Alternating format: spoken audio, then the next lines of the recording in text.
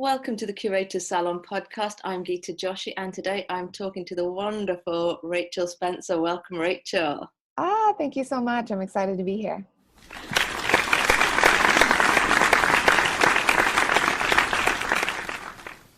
Rachel is a business strategist and Instagram expert, so I had to get her on to talk about Instagram because right now this is my platform of choice. There's so many social media platforms, but I'm really enjoying Instagram. I've spent quite a bit of time on it the last year. And my personal account, I actually only started at the end of 2017. And that one I use now to sort of really talk about all the different things that I do as a curator, as an art dealer and an artist mentor. But Rachel, tell us about your story. Yeah, sure. So it started back whenever I had just moved to New York, so about 5 years ago. And I was kind of looking for what I wanted to do with my life. I had graduated college with a degree in acting, so you could say I'm in the arts realm as well. And whenever I moved to New York, I did a few, off Broadway shows, some student films for the New York Film Academy and NYU. And I just was like, for some reason, this is not fulfilling me. And it really scared me because, I went to college for acting, and all of a sudden I decided I don't want to go that route. And so I thought, I'm going to hire a life coach because I really need somebody to help me find my passion, help me figure out where I want to go next in my life. And that's what life coaches do. So through working with him, I actually discovered that I wanted to become a life coach myself.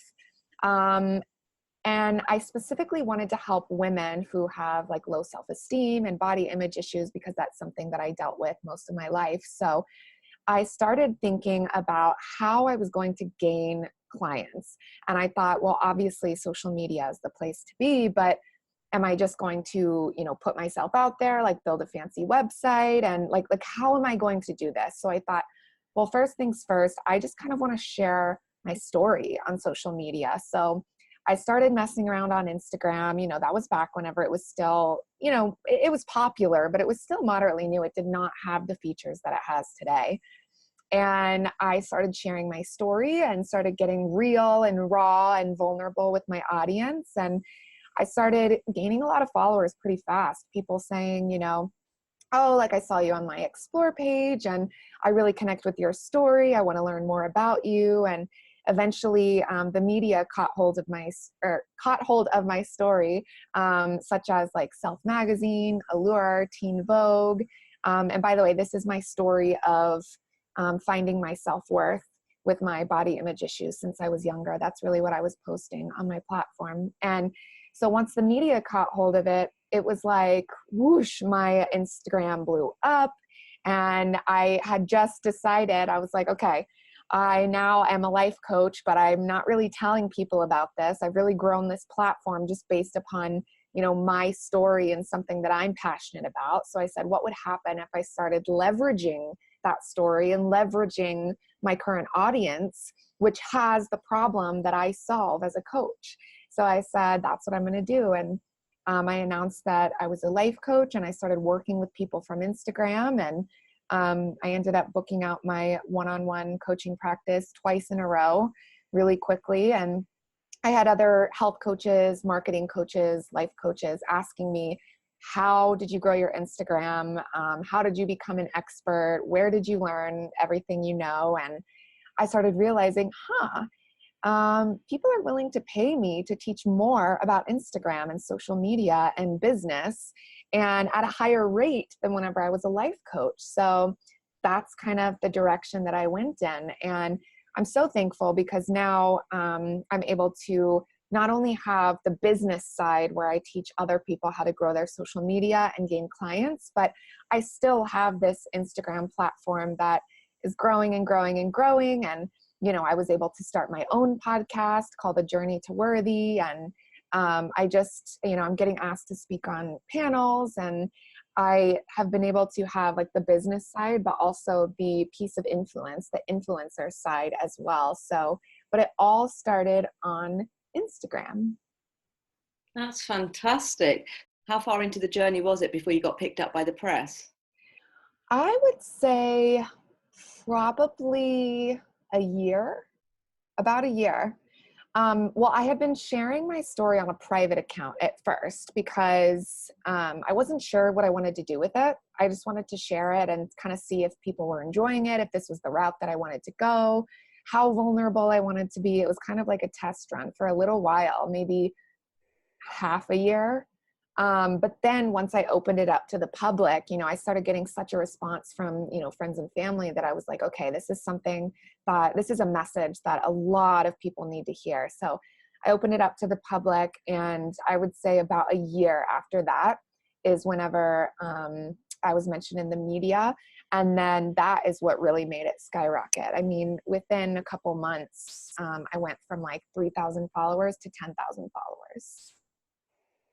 And can you use the platform to reach media as well? Oh, yes, absolutely. It's crazy too, because, after Self Magazine picked up the story, I had no idea how they picked it up, how they found it.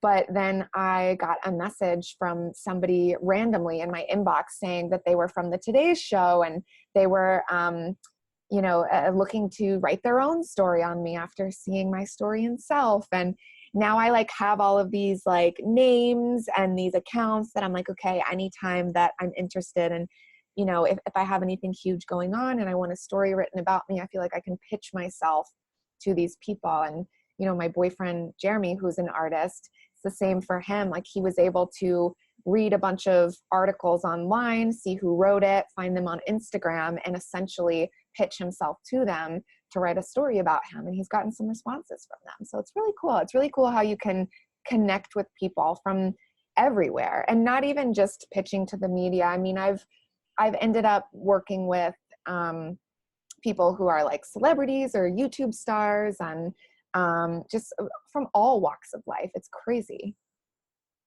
So how did it feel going from being an influencer, being talked about, to then actually selling something? Because I know there's a mindset around that. And yeah, tell me about that.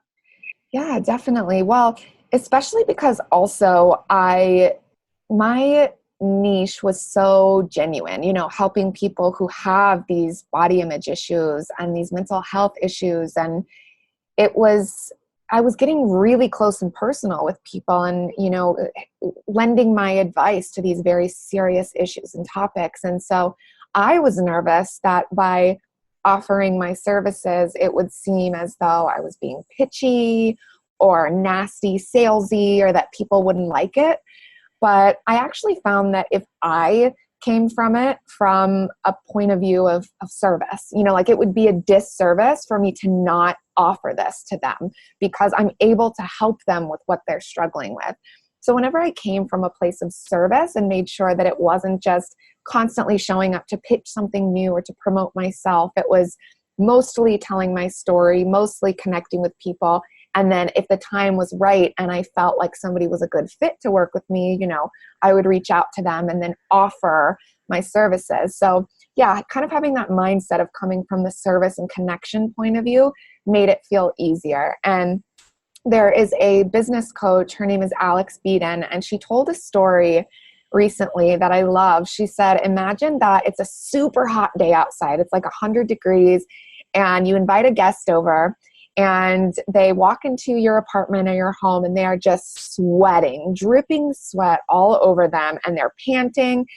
And so that's their problem, right? You can tell that they're super hot. And you say, hey, can I offer you a drink of water? And if they say no, okay, that's no. If they say yes, okay, that's yes. But the only time that it's salesy and gross and pushy and annoying is if you were to say, are you sure? Because you look like you could use a drink of water. You're sweating. It looks gross. Don't you need a drink of water? So that's how I like to look at sales. It's as long as you're just offering your service, if somebody says no, fine, let it go. If they say yes, that's the best case scenario. But as long as you're not pushy and annoying about it, then it's fine. And I've had people that thank me for not being pushy, and then a couple months later, they end up signing up. That's such a good story. Yeah, I love it, right? So coaching is quite different to artists, which is most of our audience, but it's all about the personal brand, I'd love for you to elaborate more on that. Yeah. So Obviously, coaching is a personal service that you're offering somebody, whereas art is a product. But at the root of it all is a person, right? And I have found that no matter what you're selling, you need to build that know, like, and trust factor with somebody. Before they buy from you, they need to feel like they know you. They need to have a reason to want to buy from you instead of somebody else. You know, they need a reason to want to buy your art as opposed to another amazing artist. And I think that the number one thing that has changed the game, you know, from what I've seen, is whenever people who are selling a product or selling art add a bunch of themselves into the mix on social media. And, you know, that's part of a personal brand. It's like making it surrounding you. Like, people want to follow you to kind of be a fly on the wall and see what you're talking about, what you're doing. They want to be involved in the painting process. They don't just want to see the finished products. They want to see you sketching it. They want to see your mistakes. They want to see you scrap it and start all over if you have to. They want to see when a package gets damaged. You know, they want to see whenever you have a really cool idea and you get them involved and say, do you think this is cool? What colors should I use? I mean, that has really been a game changer for a bunch of the artists that I follow, is seeing how they really involve their audience, and coming from a personal but also educational standpoint, teaching them like, hey, this is how I'm doing what I'm doing. I just think it's really cool to see that personal touch. It makes you want to follow along. It makes you want to come back for more. And then it feels so much more special when you buy that piece of art, because you're not just buying the art, you're supporting the artist. Yeah, I totally agree. I mean, I definitely know that is what I really look for in the artists that I'm following. And they're the ones I want to go back to when they're telling you about why they're drawing what they're drawing, or even it's not, you know, it's not something from the studio. It's like where they've gone on a trip or something they saw that was inspiring, or they're talking about a movie that influences how they view something in society. It's all those different things that actually puts it all together as a whole person behind, like you say, the artwork itself. Yeah, well, and that's why social media is so cool, because, you know, the artist can hand their art over to a gallery, and the gallery, you know, they're responsible for selling the piece itself. You know, they're talking about how it was made and how amazing the piece would look and all of that. But the cool thing about social media, like I was just saying, you know, people get an inside look into the process and who they're actually buying from. I know that my boyfriend, a bunch of his favorite artists are the ones that he's met in real life and he thinks are super nice, super cool. You know, he's had dinner with, he's had long conversations with, and he's like, they're a cool person and I love their art. I can't wait to buy a piece from them. Because Instagram, I mean, as well as all the other social media, I mean, do you use any of the other ones? Yeah, so I actually use Facebook most for business now. Instagram is where I really promote my podcast and like the self-love, body acceptance part of my journey, just because, you know, that's where, since I transitioned from life coaching to business, I wanted to keep that audience happy on Instagram and continue talking about those same things. But I have a separate Facebook group of, I think there's like 3,000 people now, just where I talk about business stuff, how to grow your social media, how to close clients, sales, all of that stuff. But I still bring some of my personal brand over to my personal page on Facebook. That's kind of where I talk about everything going on in my life. And that's what I think this personal brand means. For me, it's given a fuller sort of rounded picture of that person, and actually sort of showing that they have interest, not just in their subject, but all the things that feed their mind, feed their, creative output. Yeah, well, and I was super nervous at first whenever I was transitioning, because I was like, I do not want to talk about businessy stuff on my Instagram. Like, it just doesn't feel genuine for me. It doesn't feel authentic, because I prefer sharing, being vulnerable and sharing about my body and about my self-worth and my journey on that page. And I don't want to throw in how to grow your business and stuff. Like, it didn't mesh together. So I had this big, like, quote unquote branding crisis where I was like, oh my gosh, like, I have to start talking about business, or I have to find a way to mesh the two. And that's whenever I spoke to somebody who was one of my business mentors, and she said, well, Rachel, you've built a personal brand. Like, people follow you for you. So why can't you talk about whatever the heck you want to talk about on your Instagram, and then have like a separate group for business, but people can know you for both. You can talk about whatever you want to talk about in your Instagram stories, on your personal page, all of that. And I was like, wait, I can do that? It like blew my mind that I could, I know it's crazy, but just be myself and people would continue following along. So that was a big kind of shift for me, was realizing that I could have these two separate sides of my business, but not be confused with my brand, because I am the brand. So how would that relate for artists? I guess it's the same thing, isn't it? They don't really need to have a separate artist account plus a personal one. Should all be the same one, ideally. Yeah. I mean, I don't think there's anything wrong with having a separate personal one. I'm not going to say don't do it. But if you do have an artist account, I would urge you to involve more of yourself in the account. Even if that's just, showing yourself painting, or kind of showing yourself at art events, just putting a face with the art is really what's most important. This is something I'm having to do more of, because I've had the same advice, and it's like I can't be hiding behind other people's exhibitions and things. Yes. Like, okay, to dig out some pictures of me. Well, and it becomes so easy too, because it's like the art is so beautiful and people do want to see the beautiful art. So it becomes too easy to just kind of be like, oh, I can hide behind this art. Like, I can just post pictures of my art. People love it. I get tons of engagement. And while that's true, at the end of the day, if you're looking to expand in any way and really put yourself at the center of a brand and make it a true business, they need to see the person behind it. So what are your top tips for how Instagram is working at the moment?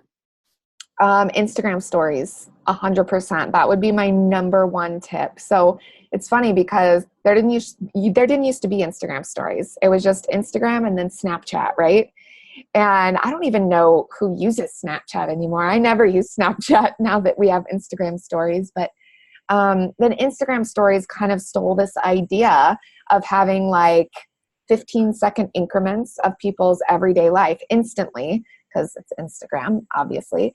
But little Insta snaps of your life. And I've noticed that when it comes to the Instagram algorithm, sometimes I have a separate audience in my Instagram stories than I do on my feed. People who I've never seen like photos are consistently watching my stories, and kind of vice versa. So it's kind of like a chance where when I'm in my stories, I make sure to let them know about new photos and stuff on my feed. But I'm also giving them, like, instead of just on my feed having, a gallery of my best moments, in my stories is when I'm able to show them behind the highlight reel. I'm able to be myself. That's where I'm able to show the struggles. That's where I'm able to involve them in the process of creating stuff, polling people what they want to see, letting it be very hands-on. So use Instagram stories. Rihanna's, if you guys know, the singer Rihanna, of course you do. She's a really good example of this as well, which it's changed a little bit since her brand has changed. But basically back in the day, her Instagram was like a gallery of her like best photos. It was all like her modeling photos, her magazine covers, and then her Instagram story was her hanging out in the studio, like doing like real talk to the camera and just really being herself. So it's really just a separate space to show people who you really are. So I would say that is my top tip. And like I said, involving people in the process, but also to get noticed by, possibly the media and other brands and stuff. I like to tag influencers and media outlets in my posts, because if they see it, if a celebrity sees it, an influencer, a media outlet, if they are to see it, one, if they repost it, I mean, that's incredible. But two, even if they just comment on it, that weighs really heavily in the algorithm, because that signals to Instagram on the back end that your post is clearly very interesting, very important, because somebody with so many followers is commenting on it. So, you get boosted in the algorithm, which boosts you to the explore page. So it's kind of like one or the other. You either, gain followers from it, or you get mentioned in the media. So tagging influencers and talking to them too, like going on their pages and commenting and stuff like that. And then Instagram stories. Those are my number one tips. Do you use Insta stories more with video or pictures, or both? I would say both, but probably video more. I feel like that's the place where people do want to see the videos. They want to see what's going on in your life. And if you just post more photos, it's kind of like just a second feed, a second Instagram feed. So yeah, I would say mostly videos. And I like to use the little sound on sticker, because a lot of the time people have their sound off. And then if they don't know what you're saying, they scroll on past. So if I put the sound on sticker, they know to turn the sound on, because what I'm saying is important. And hashtags. Let's talk about hashtags, because I think, there are some hashtags, particularly, I'm sure across many industries, but in the art sector, things like art or artist on Instagram that have, several million usage. Yeah, no, for sure. I know for a fact that it's changed.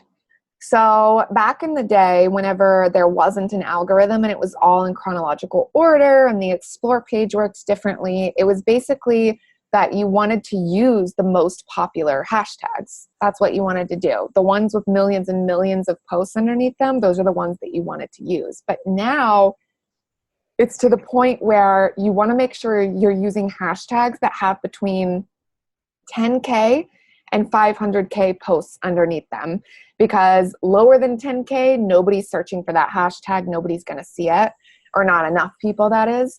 And above 500K, the second you post and use that hashtag, you're getting buried by the next million, people who are using that same hashtag. So that's kind of the sweet spot that I found, is between 10K and 500K. And the way you find those is, for instance, you would search in the search bar art. And then whenever you search that, it shows you all of the other like hashtags that are similar to that, like art life or New York artist or something like that. And you want to choose the niche ones that have less posts underneath them. And actually, I found that using the hashtag in stories as well, because when people then search by hashtag, you turn up in the stories for the hashtag. That was always quite a good thing as well. Yeah, exactly. And I think you can use, I want to say 12 to 15. I'm actually not exactly sure how many you can use in your stories, because I've never used the maximum amount. But yeah, you can use them in your stories, and then people who are, searching for that hashtag and click on the hashtag story can see your post, but also if they are, or can see your stories, but also if they're following that specific hashtag, and then they also follow you, your story is going to show up first at the top of their feed as well. Gosh, amazing. Yeah, it's really interesting, right? Yeah. Thanks so much, Rachel, for your time this evening. It's been amazing talking to you. We've got some great tips for which hashtags to follow particularly. Where can people find you online? Yeah, so you can connect with me on Instagram at mycoachrachel. You can visit my website, which is mycoachrachel.com. Or if you are looking for business content, you can join me on Facebook in the group Inspirational Influencers. And then also, if you are looking for a self-love type podcast, my podcast is called The Journey to Worthy. Brilliant. I will put all of that in the show notes. Thank you, Rachel. Thank you so much.